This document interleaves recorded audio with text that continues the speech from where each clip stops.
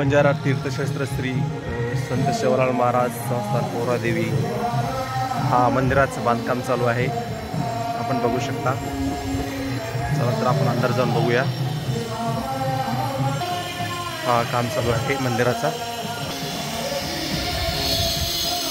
संत शिवलाल महाराजाचं हा मंदिर आहे। पोहरादेवी तालुका मानोरा जिल्हा वाशिम महाराष्ट्र।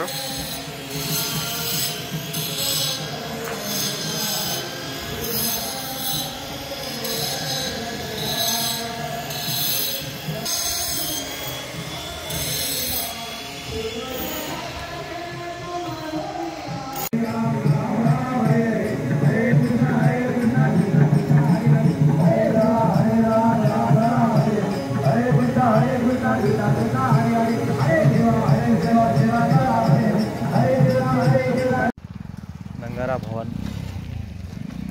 तीर्थशास्त्र पोहरादेवी। चला आता आपण बघूया मग अंदर नंगारा भवन।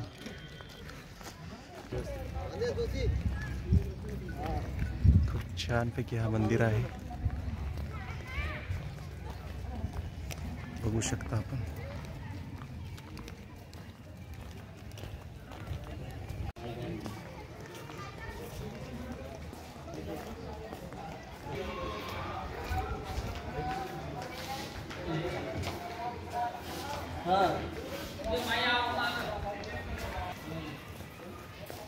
नंगारा भवन